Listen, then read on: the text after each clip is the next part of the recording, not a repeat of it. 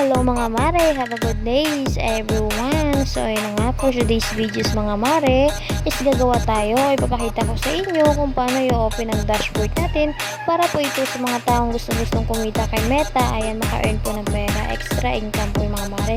So yun nga mga mare, i-open nyo po yung kanyang mga Facebook account, go to the profile, nakita yung 3 dots, i-open nyo po yung mga mare, open na, turn on professional mode mga mare, tapos nakikita nyo, waiting na po yung mga mare kasi may na po signal, tapos turn on po yung mga mare, kita yung turn on nyo lang po siya mga mare.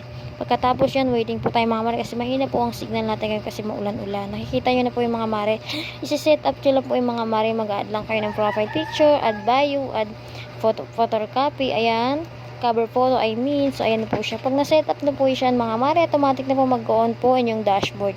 Makakain na po kayo ng pera kay Meta. Ayan ang mga mare. Nakita nyo pa, bago lang po yung ating Facebook account dyan mga mare kasi nahack po ang ating account nung una mga mare. 70 ano lang po ang ating followers mga mare. Kaya kung kayo po ay mga bago pa lang sa aking YouTube channel, please subscribe and click the button, bell button. Ay mga mare, automatic na po siya mag-open na inyong or mag-on ang inyong dashboard. Ayan po siya mga mare, para makita nyo po, papakita po sa inyo. Ayan, turn on, ayan, kita nyo po yung mga mare. Kaya marami po salamat and please support my YouTube channel. Salamat.